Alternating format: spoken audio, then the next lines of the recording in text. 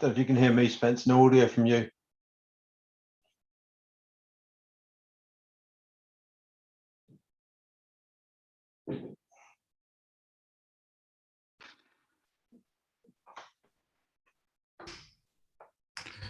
Should we try that again, Paul? Might be an idea. Right. So I'm trying to now work out whether everybody can see us or not. I'm seeing some people just putting in the chat. There we go. So are we good to go? I'll see if there's any kind of feedback. Sounds like no. And I think we're streaming on YouTube as well. So hopefully people can hear us there. Anyway, right. I'm going to make the assumption people can hear us. So Paul, why don't you do a quick intro and I'll do a quick intro afterwards and we'll give a flavor. I know we're 15 minutes in or so. So we'll probably cut down what we was going to do, but do a quick intro first. Okay. Yeah. Thanks for that, Spencer. For those that don't know me, my name's Paul Whyton. I've been working for VMware just coming up on 9 years, joined as a end user computing specialist and took over the management of the pre-sales team back in about 2016. And I've recently changed roles. I now head up the subject matter expert team covering EMEA for end user computing. Cool. You, Spence? No, thanks for being with us, and thanks everyone. Sorry I couldn't be there in person. If anybody is in the room still, I have no idea if you are or not, but again, I'll make the assumption you are. Shame I couldn't be there in person, but maybe one day. Unfortunately, it corresponded with something I couldn't move, but hey, look, we're here virtually. So I think the point of our session today, so speaking with Linda and the team, we put forward this title, and hopefully I'll do the immortal words that everybody can see the screen. So Paul, keep me honest, mate. Yeah, it's looking promising. Oh, look at that. Looking promising. Oh, good. And talking about promising, we're talking about all the things we've been promising for a while. So that was the idea of today's session, wasn't it, Paul? We thought, look, there's been a load of stuff around the Anywhere Workspace. We're not 100% sure whether everybody knows what it is. So we thought we'd try and peel away a little bit, get through some of the messaging piece, but what does it really mean? And what does it actually really look like underneath was kind of the idea of today. So Paul, you're going to be my technical voice of sobriety, I think. I'm going to try and keep you honest without catching you out. Yeah. Oh, well, we'll see how it goes. Right. So without further ado, that's the plan. And then again, sorry, just in case people don't know who I am, I'm just assuming everybody does, but sorry about that. I'm quite arrogant, I guess, but I'll try not to. Spencer Pitts, Chief Technologist for Digital Workspace. I've been here far too long, some might say, but coming up to about 15 years, I guess. So thanks for having us. Right. Here we go. Let's try and the obligatory slide around some of the stuff we might say might be a bit future looking, et cetera, et cetera. I don't think there is too much here, but I just feel like we have to put it on there. Otherwise, what would be the point of one of these slides, if not or one of these sessions? But just in case, then we're covered then, right? I think is the idea here. But yes, we may talk about some stuff in the future. So hopefully everyone's read that and we can get going. Right. So real quick, I'm not going to go into the all of the marketing stuff there, but if you haven't seen this messaging, a lot of what we're doing around this concept of the Anywhere Workspace, which is a new marketing term, but it's an encompassing, I guess, solution set. And I will get into what it looks like. But it's all around as we come out the back of COVID, if we do, there's reports like it could be going back even further now. But whatever it looks like going forward, the concept here is that we're going to be in this hybrid work scenario, right? So everything that's happened over the last 20 months, we think, okay, there's been a lot of sadness and bad things that have happened, but out of the back of it, there's been an opportunity to really sort of reinvent the way that we work. So this is exactly what I'd argue we're doing some of this before anyway, but we think that now is a real opportunity for all our customers to think about, right, okay, some of that stuff we did before, could we make it different? What are the technical barriers to that? Okay, there are technical barriers, but there's also some people process change. There always is. However, we want to make sure that technology isn't the thing that stops people embracing this new world. So that's kind of where we're putting a lot of our vision and a lot of our hopes around what this looks like going forward. And I guess a lot of the technology that underpins this is flowing from this concept of you kind of shouldn't really care now where you work. And I know, again, we've said that for a while in one sense, but it's really brought it home in what's going on with the after remote work and everyone suddenly went home on day one of the lockdown, it's really brought it home now that actually you can work remotely, depending on your function, which is kind of what this slide is saying here, that we're going to start to see these different types of profiles of people. those that have to be 100% at the workplace, and you can't get around that. People that are more sort of, like delivery drivers. I'm sure we've had some of those in our time over the last 20 months knock on the door. Those are the people that are going to be, first line responders, frontline service people. They're going to be always distributed, right? The bit that a lot of people are starting to, I think, relook at and work out whether the technology they stack and the way that they've done things needs to change is around this whole hybrid. So the kind of people that may be 2 days in the office, 3 days at home, or vice versa, whatever it may be, right? But the key point here is you can't really just say that a persona, as we probably did this before, a type of employee, they could be in multiple locations now. So the old idea here is that you can't really say, well, I'm going to get this person this service because I know that they're always there. The idea here is that you should be designing for the fact that most people, you probably really can't tell wherever they're going to be, right? I think, was I speaking to you, Paul, or somebody the other day that said they were back in the office and it was really, really weird? There was like 25 people or something. I spent yesterday in the office and first time in almost 20 months and strange feeling, strange experience. I think the point there, and I know we're a bit different in VMware, right? Because the type of industry we're in, and there's a lot of people out and about, and predominantly we can do things like this from our office. However, it does sort of really call into what is the role of the office or the physical workplace in the same way. So we're going to see a lot of changes, we think, and I still think there's going to be more to come. But the whole idea here is you shouldn't really care where anybody is, right? And it should be about all of the job functions, not just the typical ones we think of around, people that were in the office that went home. So with that, what we've done is we've tried to sort of think about the main issues. Now, hopefully these make sense. And if you've got these ones, in a second, we'll talk about how we can help. But the things we're trying to fix here are around, okay, how do you do onboarding to people in a remote setting? It's not the same. You can't come to the office or physical workplace in the same way, guaranteed like you did before. The way that you meet your boss on your first day and you go and, see everybody and see where the canteen is in your physical workplace, that's all gone, right? It could be different. It could be far flung across the world. So what do you need to do there? So anything you can automate, get better at doing, whether it's shipping a device, whether it's automating the onboarding through HR, there's a lot of things that we think we can help out with there. Remote support. If it goes wrong, used to be good. You could walk down to maybe your IT department. We had a Genius bar. I think it's still there actually, but doesn't get used as much as what it did before, right, Paul?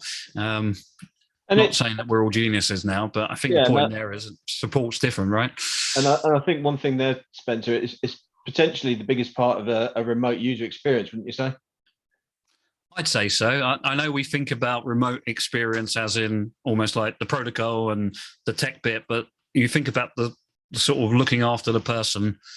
Even things like, automation around, I want to order something and how can I get that quickly done? So, but all the way through to as well, somebody's device doesn't work for some reason. How do you look after them? It's those kind of things, right? That's all changed and it needs to be thought about differently. Now, the thing we will get into a bit more detail around, and I'd argue that that's where we did a lot of the announcements, is around, okay, now that you're at home or distributed, you can't now work out what's going on the network in the same way that you would do if you're on an enterprise network in the office. The device management piece becomes important because you might not be connecting in from your own device anymore. Or sorry, you might be on your own device rather than a corporate device. So it got a lot harder to work out how people work remotely. And I don't know about you, Paul, but I'm seeing a lot of my customers that say to me, yeah, it's a bit harder to work out if there's a problem now and where the problem is. So anything you can do to help us there. We put things like VPNs in and, we can update machines and what have you. And we got VDI clearly. That's helped us a lot over the last 20 plus months, but we can't really work out what's going on that performance thing. So there's a load of stuff we're doing around user experience there. We'll show you a quick video later on, hopefully try and speed through this piece. But yeah, choice of device, and then sort of alluded to the remote connectivity issues. And then, of course, the big one is security, because now that we're all remote, you need to think about security. And security for us isn't just, I guess, the device security and maybe authentication, or maybe it's, understanding if there's any malware attacks or something on a device. It's also physical security as well when you do go back to the office. So we're trying to think about all of these problems, not just from one place, but wherever you're working, because they might change according to your location. And that's the thing that we don't think we can guarantee anymore. So that's sort of what we're looking at and why we're doing what we're doing. And they're the big challenges that we think customers have. Well, I've definitely seen them, but that's sort of where our heads are, right, Paul? Why we're doing what we're doing. Yeah, and that last one is probably the biggest concern for most businesses is the security aspect, because the biggest change with people going mobile, and particularly if they're on their own device, is where is the security perimeter now? It used to be really, really easy. It was the walls of the data center, and it was the building. Now it's with the person wherever they are. So yeah, there's major concerns, things to think about. Yeah. So hence, with all of that in mind, that's why when in March when we launched this, and we're going to talk about some of the updates in VMworld in a minute and really what underpins this, but we sort of bucketed it into these three main pieces. Look after people wherever they are. Employee experience is a big facet of that. Secure people wherever they are and their devices and however they're connecting. And then where possible, for IT, automate some of the tasks, because that just got a lot harder now that everybody's, it's a lot harder to understand what's going on, a lot more things that could be going on the edge, on people's devices, how they're connecting, etc. There's a lot more info. So you need to be able to automate that a lot. And we've got some specific things around something called Orchestrator. I'm not sure if everybody's aware of, but we'll talk about that later on as well. But anyway, the whole thing here is automate it for the user potentially and automate some of the common tasks that an admin person would get up to. So hence, when you see these this thing around automate, the Anywhere Workspace, these are the main buckets we're sort of getting into. And I just wanted to set that because, it's nice rhetoric, but what does that actually mean? So what we thought we tried to do is go, okay, well, what is that right now in the platform? If you looked at what we had before with Workspace 1, and then some of the other pieces that have now made up the Anywhere Workspace, and I'm going to break it down into individual products in a second, just to try and really sort of encapsulate what it is that's inside an Anywhere Workspace if you were to, buy the underpinning pieces. But this is probably the best one to stick it on a page to go, hey, look, this is what we currently have then. So we have our intelligence platform. So it came from 4 years ago now, it was, Paul? We bought a company which was Apptelligent, that we've now sort of taken their machine learning data lake concepts and embedded it into the core of Workspace 1. Okay, now that becomes our telemetry engine that takes in all the feeds, understands what's going on, but it's also how then you can build automation off the back of it. So that's kind of fast becoming our underpinning part of everything that you would know as Workspace 1. So for those that are out there, I'm thinking, well, I've got, Horizon, that's our desktop and app virtualization. About 2 years ago, they were probably like the building blocks, you would argue, but I'd argue now that the building blocks is the intelligence platform when you sort of build the capability on. So UEM, aka AirWatch as was, our device management, that now is sort of directly, and it always was, it's probably one of the first ones to plug into it, but that's a capability inside intelligence, and it's almost sort of swapped around now. I'd argue you could probably start off with intelligence and plug that piece in, and then something hopefully people are aware of is our intelligent hub. That's where users go to, they get their applications. They were the sort of three core things that we were well known for the last 10 plus years or something, Paul? Right? Yeah, and just looking at this, I've got to ask you a question on it. The two pieces at the bottom, which are clearly the add-ons, the new pieces. You briefly mentioned intelligence, but the whole zero trust, the zero trust network is something that the industry is using almost as a phrase for anything related to security. But can you, for everyone's benefit as well as mine, just go in a little bit deeper on what that means? Yeah, so I mean, we have got something in a second that goes to the next level, but just as a sort of level set, first of all, from us, what we're trying to do here is say, look, this new model of working, the way that we architected security before was very much like you said, maybe device, you're in the office, trust the network, suddenly I go home, VPN in, or my full managed device, or I have a virtual desktop solution, either which work, right? Now, in this new world, you can't really work in the same way there. We think that there's better ways of doing it. So we're adopting, as you mentioned, the zero trust approach. Now, there is a zero trust overriding architectural plan for VMware as a whole. EUC, I'd argue, is one of the big contributors to that, but it isn't the only one.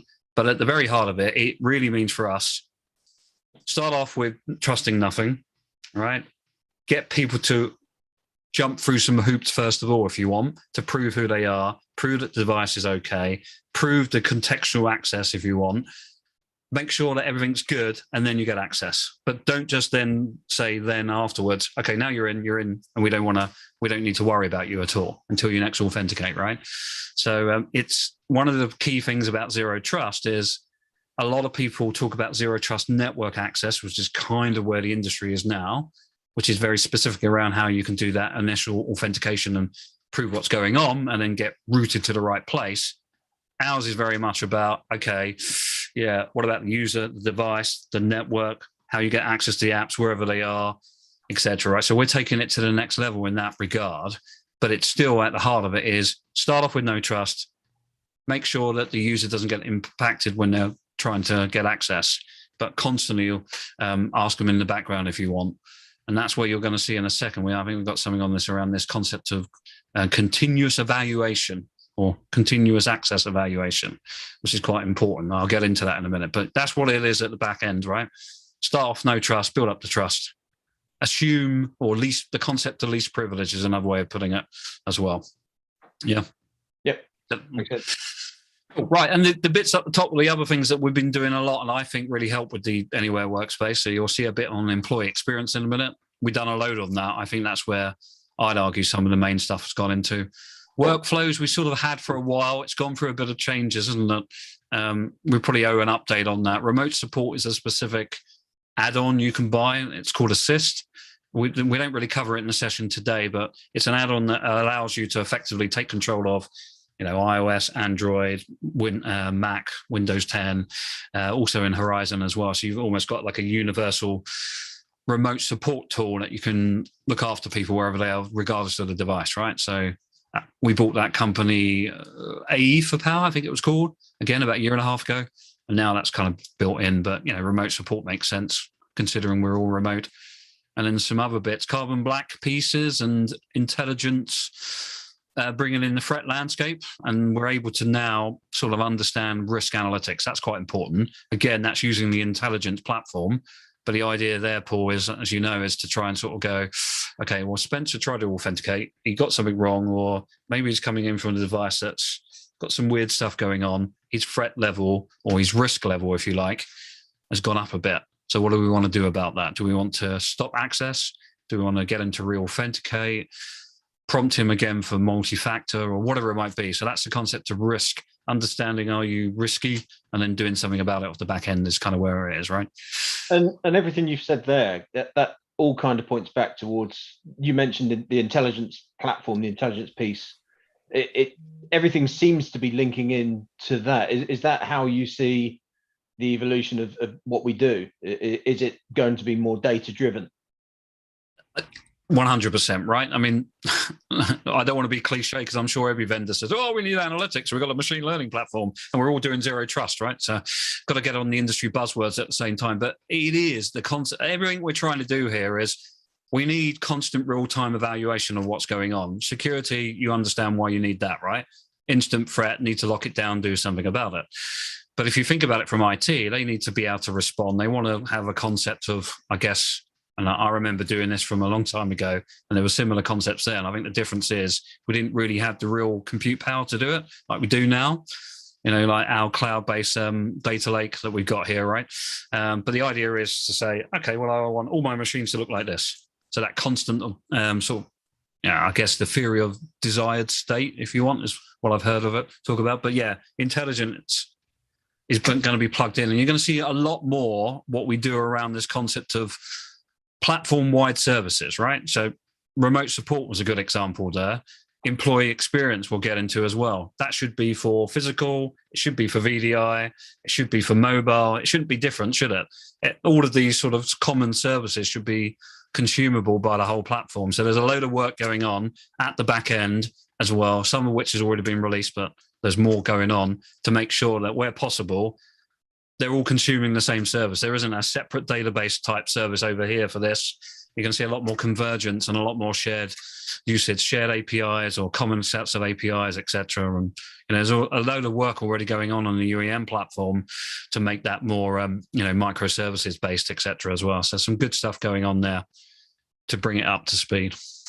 Well, I'm conscious of time, and I did promise. I said I'd break it down. So what is the Anywhere Workspace, right? So hopefully people have also heard us talk about SASE. Now, the SASE one's an interesting one for me because one of my other sins I have is I talk to the analysts a lot. Now, SASE is a specific Gartner term, right? And then if you talk to another analyst, they're not allowed to use SASE for obvious reasons. So sometimes it gets interchangeably used with things like zero trust network access as well, right? Depending on who you're speaking to. But I think broadly the industry understands it as this underpinning of an SD-WAN type overlay infrastructure underneath, some sort of secure access. And what I mean by that is I go to get access to the network and something happens in order to work out, do I get access or not? And then underpinning that is cloud web-based security. So we've done a lot of work in the SASE piece to actually bring in a lot of those concepts. So the first thing we did is what we had, the Unified Access Gateway, is now sort of forming part of what you would know as the secure access piece. It's not a Unified Access Gateway in there, but we've taken some of the concepts and we have our security access service. Now, what that's interesting about is why we get on the right-hand side is now things like a Workspace ONE managed device can now try to, get access to this service, and then we're able to say yes or no to it, right? So we are bringing in some of the other technologies from some of the other business units and the Workspace ONE's in the EUC business unit and bringing those together. And as you just said earlier, intelligence is kind of underneath it.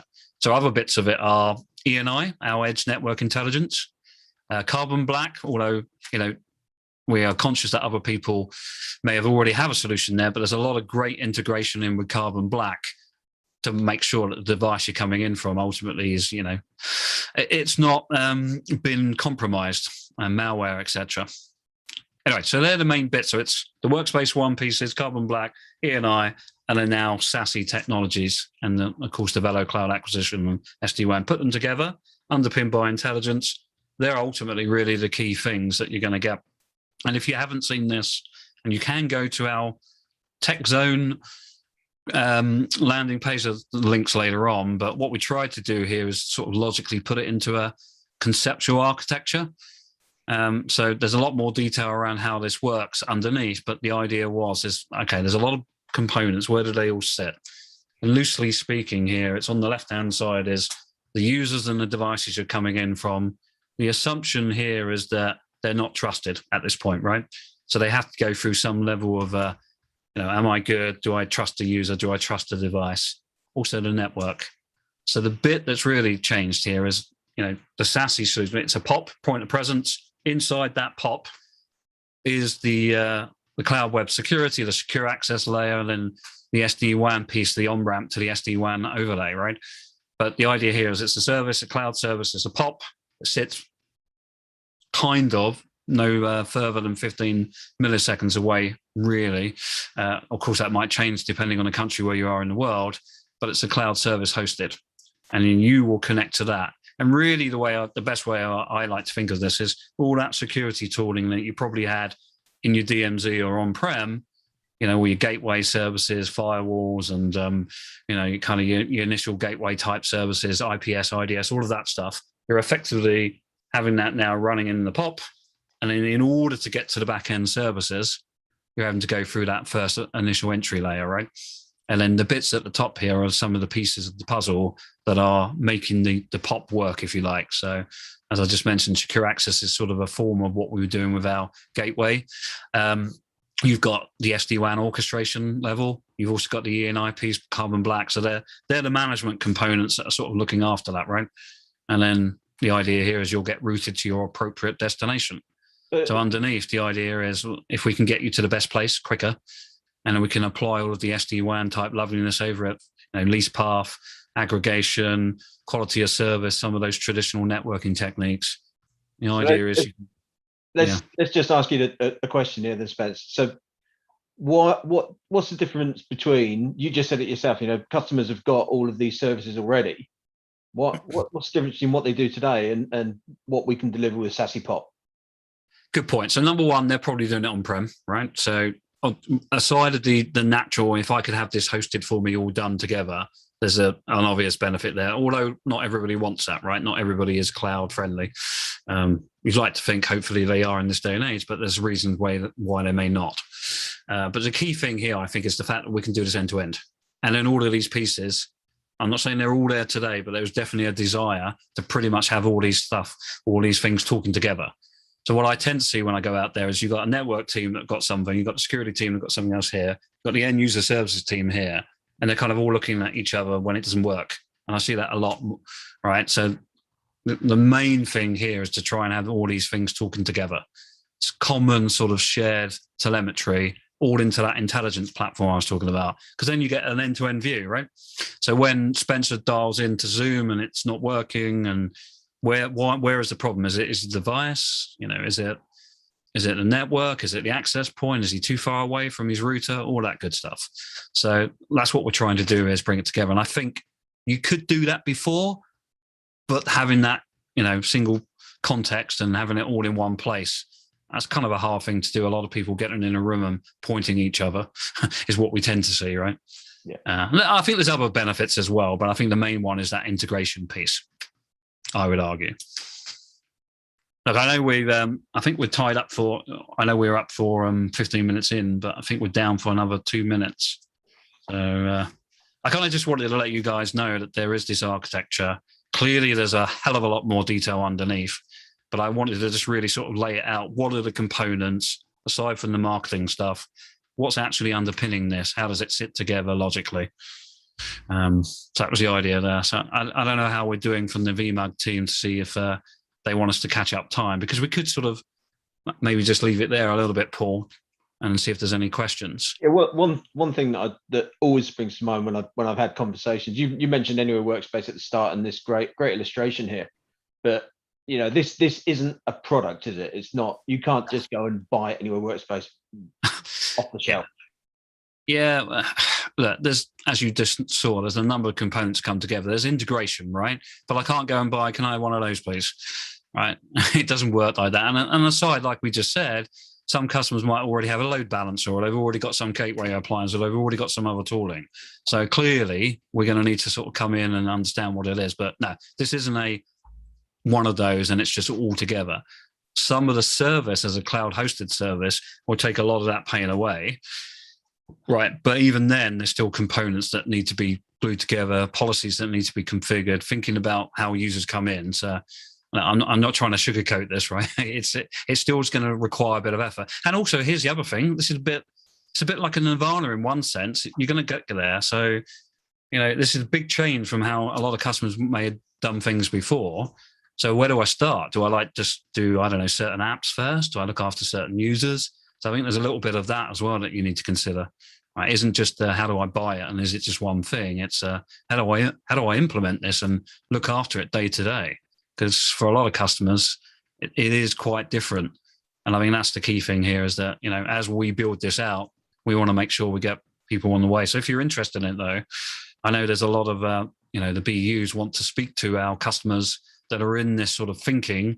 And there's love to be sort of design partners. That's one of the roles that I also do, Paul, getting with certain customers and making sure that they can have direct conversations with the people that make the products. So if anybody is interested in that and want to get to that next bit, or they've got some specific things they want to feed in. I'm not saying this is completely right. We're still learning as well, right? Yeah, and there's a regular cadence session that I know some of the guys in the UK run, where customers are able to have those conversations. So reach out and ask, and we can link people up. But we did have I think we had a couple more slides around what was announced at VMworld. I could leave it there on the screen, or we can just end now. Like I said, I know we're 15 minutes late, but I don't know whether the closing bit, I'm looking at the chat to see, or any other visual indication to see if the VMUG team want us to park it there. I'm happy to take questions from the audience, however that might be. If it's on YouTube, I'm not quite sure, unless we're on the channel, how that works. But I don't know. Again, I'll just blindly look at the chat to see if there's any. I don't see anything in the chat, Spencer, but there's clearly, I'm looking at the right hand side there, and I can see Freestyle Orchestrator, which was announced at 2 successive VMworlds, and you put Freestyle Orchestrator GA. So maybe there's, can I pin you down on why that's been so delayed? and what it is. Yeah. Well, yeah. So what it is, number one, is okay. When we did a lot of Windows 10 management, we quickly realised that a lot of customers, and you and I come back from that era, right? A lot of customers were needing to build things in certain ways, and there was a lot of dependencies. And if you're using traditional tools that will remain nameless, but you know the ones I mean, you'd have sort of sequencing and scripting, and you'd have certain things delivered in certain ways, right? Now, UEM didn't really have that, right? So you had to sort of, there were ways of getting around it, but it was quite hard to really get something to be delivered in a certain function, which is kind of how Windows likes to be built, especially when I used to do it back in the day as well, right? So the idea was, how can we orchestrate that a bit easier? So we did a lot of work around trying to put in effect, a low-code, no-code engine that could help customers say, right, put the OS down, put that app on, patch this, as an example. Right, so it's a quick orchestration layer, and it looks a little bit like all the big ones you'd think of out there. You can program it. It's all sort of visual. There's a toolkit, and you can go into it. I think I've even got a slide somewhere on over here. There it is. So I'll just jump to it, and you can drag things in, and you can build a process flow. Now, the reason why I say it got delayed at this point, great, works for all of our UEM stuff. We're even going to be using it on mobile as well, because even mobile sometimes is a bit finicky around how you need to build things in a certain order. Maybe profiles need to go in a certain way, certs need to be put down, Wi-Fi, whatever it is, right? So anyway, the idea was, okay, so this is good for Win 10. We want it to come for more. So we started making it more of a platform-wide service. And when we started doing that, of course, it isn't just for UEM now, it's for everything. So it started to slow it down, and then there were some dependencies, and we've been re-architecting the back end as well. And the re-architecting had a dependency on this. So some of the things that we've been seeing here are based off the fact that we wanted to get this right. We've been working with some early customers. So we've got people using this today. It's out there, but we want to make sure we got it right. So there's some stuff we've been doing at the back end, which has slowed it. Being absolutely genuinely honest with you, and also the fact it's now going to become the standard thing that is across the Workspace ONE platform. So it got bigger, and it had more tentacles. So that's a good explanation, and hopefully, people that have heard about it understand why it's taken time. And as I understand it, the initial release is far beyond a version 1 of the product. Yeah. Yeah, I've been around the VM for a long time, and I know we pride ourselves in the engineering side. And I think with this one, they didn't want to release something, and it ended up getting, going back in and changing, and it wasn't fit for purpose. Because let's be honest, we've done a couple of those in our time. There's been some false starts. I think this is at a point when it does actually, come out and people start using it in anger. It will really, really, really work. And I don't believe it's going to have problems. He says, fingers crossed. I'm pretty sure it won't, right? So, yeah. Well, that's the chief technologist talking. Yeah. So I'll go back to this quickly. Again, I don't know whether we should stop now or not, or whether the whole thing is running 15 minutes, but maybe we just carry on until somebody tells us to shut the hell up, right? What else is it? So the Deem one I sort of talked about, that's the other big thing that I think is one of the main releases of VMworld we talked about. And also the continuous access. I slightly alluded to it earlier, but the idea there, and I think let's go to the continuous access first one, because I know that's pretty easy. Yeah, I know you're keen on that one. I am keen on, because I think this is the thing that really is the next level of zero trust, right, and separates it out, right? So earlier when I was talking, when you authenticate today with a lot of systems, it kind of goes, yep, I trust you, you're on. And then you might not get challenged for another authentication for another 8 hours. It always seems to be 8 hours for some reason. That's the standard one. Something could have changed in between. So a lot of what we've been doing here is trying to say, well, tokens could be there, and there's also some things that people can hijack tokens. So we've been doing a lot of work around, well, how can we make sure that if there's a change on the left-hand side on your device, or the context somehow changes, we want it to intercept what's going on at the transport level in this case, and go, right, there's a change. Spencer, when he first authenticated, was great, but maybe some, I don't know, keystrokes, some keyloggers or whatever it is, it's now on his machine. We've picked that up. We need to stop the session and somehow, either quarantine, whatever the action is. But the idea is intercepting it real time. And there's a lot of work going on around this. And one of the first ones we're doing is with our tunnel. So when you get onto the SASE POP with our tunnel, if you're coming in through our tunnel service, we can detect some changes. And in order to detect those changes, we've done a lot of re-architecting on our device compliance and how that works. And it's a lot more real time now. And then the idea is we feed that in and then it goes, right, yep, Spencer's got a keylogger now, cut your session, don't allow him back on or whatever. So it's that real time stuff and doing something about it. I mean, that's a bit of a game changer for the security stuff. And there's only about 4 or 5 companies in the world that are looking at this. So some real sort of, I love VMware for its innovation. Some of that new stuff we're doing there, I think it's really, really impressive. But yeah, I am keen on that one. I like that one. And I know Mr. Bjork, for those that remember Peter Bjork, is also particularly proud of doing that. And again, if anybody, customer, partner, whoever is interesting and is serious around thinking about what they're doing on the Zero Trust journey and really wants to get into the next level here, have some good conversations with the people that are designing this. Because again, this isn't the finished product. There's some early stuff coming out, but we have other plans. We should get them involved with them because there's some really interesting things we can learn each way, right? Yeah, and it's fundamental because it addresses both sides, doesn't it? It's the security, which is what the business requires for a very distributed workforce, but it also comes in on the experience side. Yep. So the better the experience, the happier the customers, but the better the security, the happier the business. Well, ironically, the better the security in a Zero Trust model using this, I'd say, is a better user experience. There's always this traditional notion that the more secure it is, normally the worse it is to use. Well, I think that's more down to the fact that the way that we architected stuff. You think about us internally, we don't get I actually did get an email today to say that my domain password is going to expire in 30 days.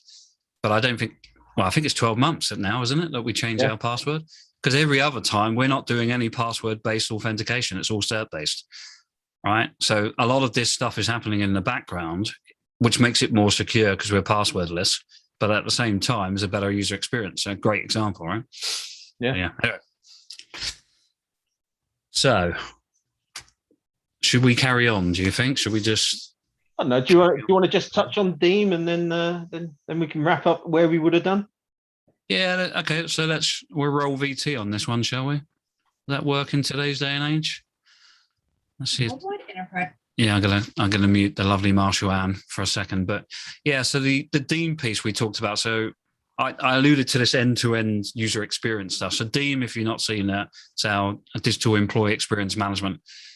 Now, it's important this as well because this ultimately will be the kind of platform-wide service for understanding all monitoring and all kind of, I guess, correlation and understanding what's going on the platform.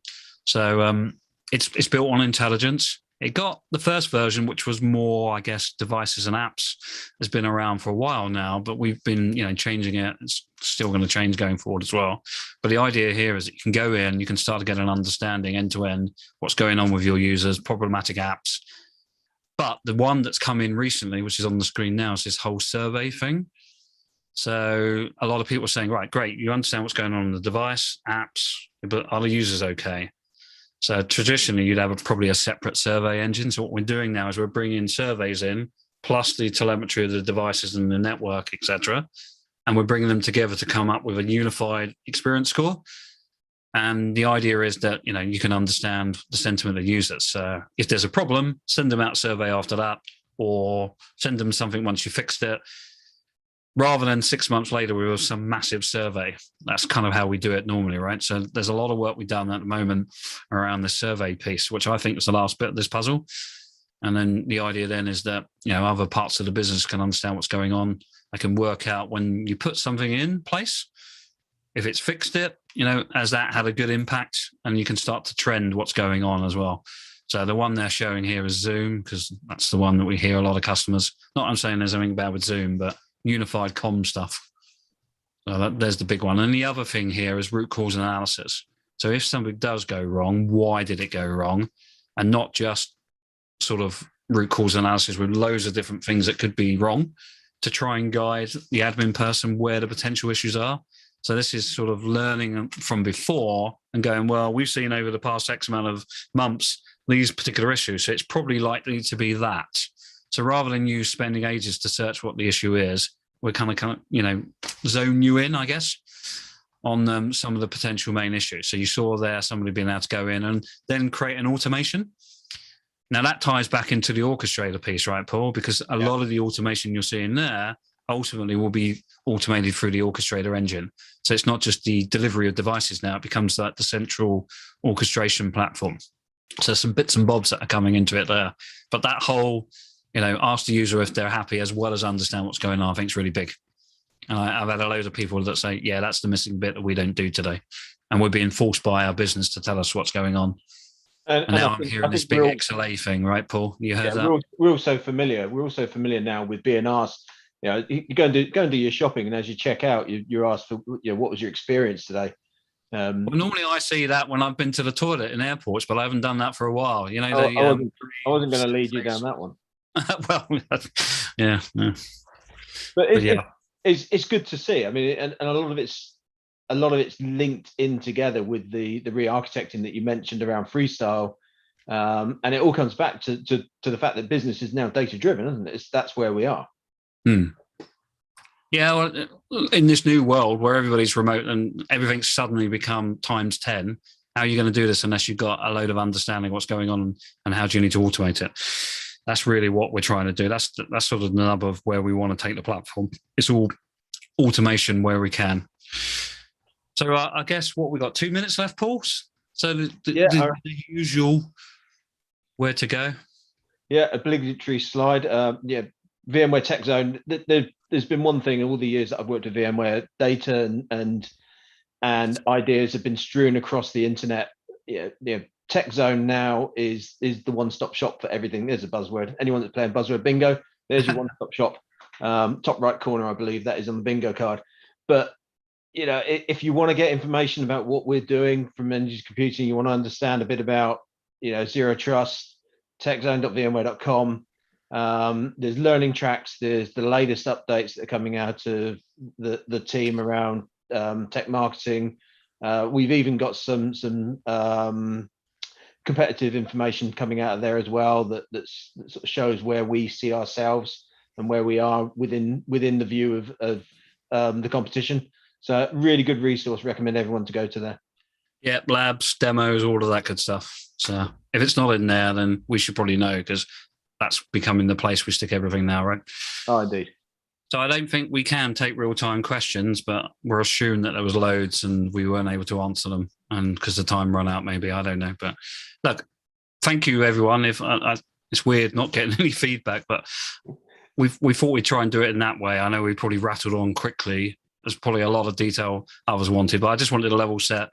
What was underneath the announcements, what we did at VMworld. So, and then also Paul was going to keep me honest. So hopefully we did that.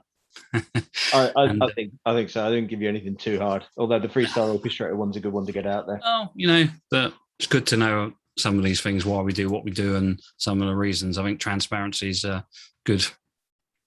Well, when we're allowed to be transparent, I guess. Yep. Cool. Right. With that, thank you, Paul. Thanks for doing that as well. Pleasure as always, mate. I hope others did.